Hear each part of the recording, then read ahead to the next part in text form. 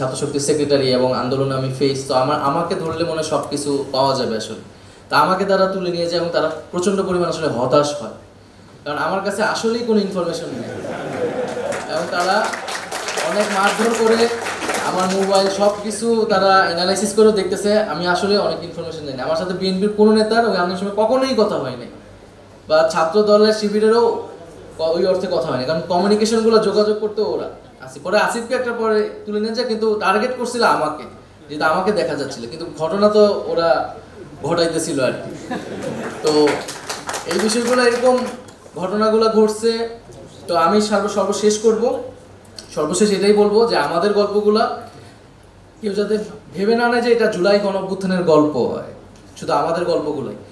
এখানে প্রত্যেকটা মানুষের গল্পই আসলে জুলাই গণঅভ্যুত্থানের গল্প, এবং সেই গল্পগুলো আমাদের আসলে এখন আরো বেশি শোনা উচিত।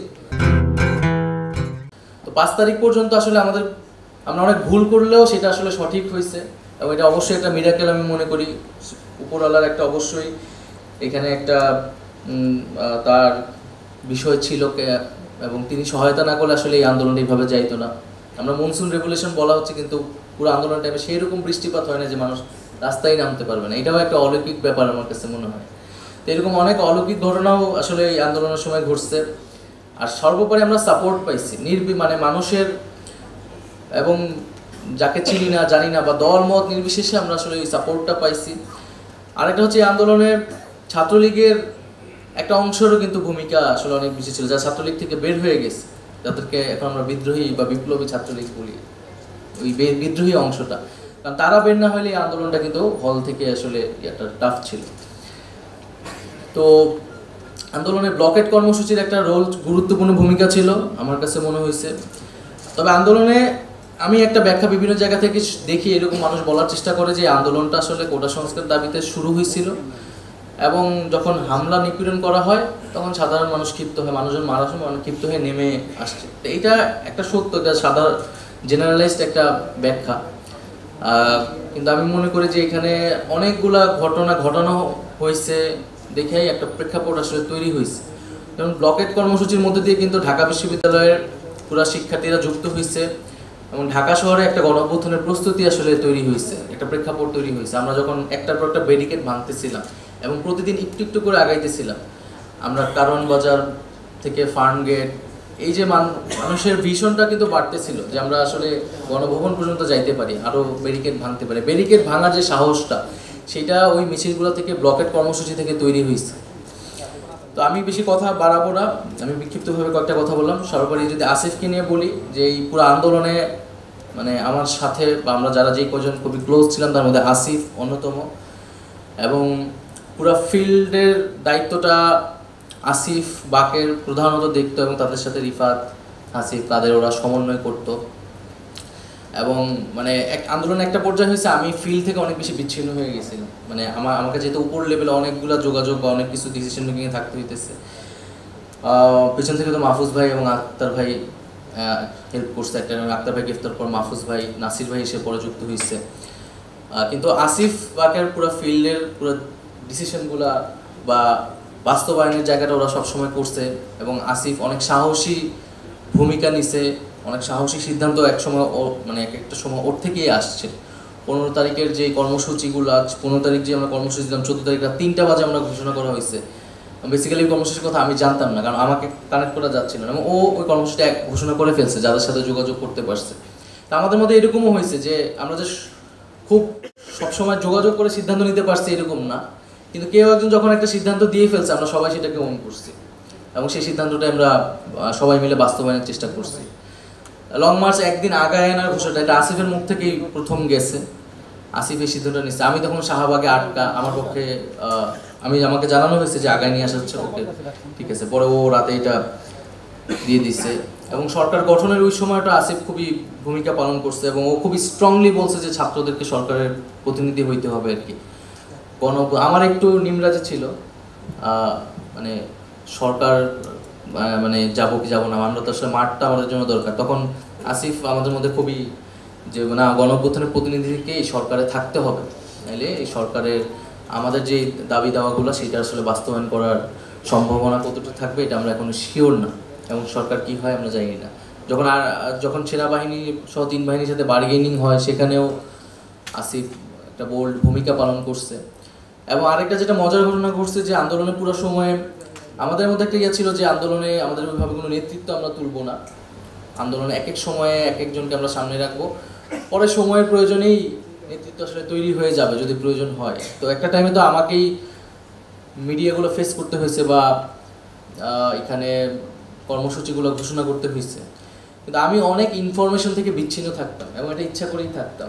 অনেকগুলো ইনফরমেশন বা সিদ্ধান্ত কিন্তু আসিফ, বাকের বা রিফাত ওদের পর্যায়ে থেকে যেত, বা পলিটিক্যাল কমিউনিকেশনগুলো, যোগাযোগগুলা বিভিন্ন ছাত্র সংগঠনের সাথে বা গ্রুপগুলোর সাথে, এগুলো কিন্তু আসিফ, বাকের ওরা করতো এবং আমি জানতামও না কার সাথে কী কথা হয়েছে, কখন কথা হয়েছে।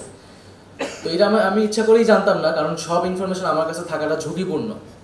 তো যখন কিন্তু সেই সময় সরকার বা গোয়েন্দা সংস্থা তারা ভাবছে এই আন্দোলন, যেহেতু আমি এই পুরো সার্কেলের লিডার, আমি ছাত্রশক্তির সেক্রেটারি এবং আন্দোলনে আমি ফেস, তো আমাকে ধরলে মনে হয় সব কিছু পাওয়া যাবে আসলে।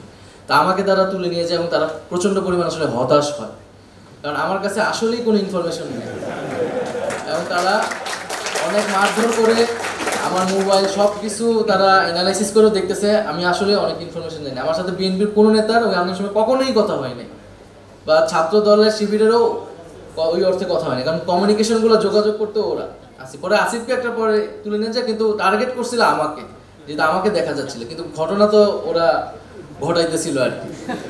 তো এই বিষয়গুলো এরকম ঘটনাগুলো ঘটছে। তো আমি সর্বশেষ এটাই বলবো যে আমাদের গল্পগুলা কেউ যাতে ভেবে না নেয় যে এটা জুলাই গণঅভ্যুত্থানের গল্প হয়, শুধু আমাদের গল্পগুলোই। এখানে প্রত্যেকটা মানুষের গল্পই আসলে জুলাই গণঅভ্যুত্থানের গল্প, এবং সেই গল্পগুলো আমাদের আসলে এখন আরো বেশি শোনা উচিত। ফলে আমি এই জন্য বারবার এটা বলি, আমি যখন বলি এটা আমার গল্পটাই বলি, আসিফ যখন বলে আসিফের গল্পটাই বলে। আর একটা বিষয় হচ্ছে এই 36 দিনের আন্দোলন, আমি যদি কখনো বই লিখি বা আমি যদি আরো বিস্তারিতভাবে জুলাইকে নিয়ে লিখতে চাই, তাহলে এই 36 দিনের থেকেও আমার কাছে গুরুত্বপূর্ণ হচ্ছে তার আগের যে 5-7 বছর, যেটার মধ্য দিয়ে আমরা বড় হয়েছি, আমাদের চিন্তা ভাবনা, আমাদের ভিতরে বিক্ষোভ তৈরি হয়েছে আসলে। আমি তো 2017 সালে ক্যাম্পাসে প্রবেশ করছি বা শুরু করছি, তারপর 2018 সাল কোটা সংস্কার, আমাদের যে একটা জার্নিটা আছে গত 5-7 বছরে হয়েছে।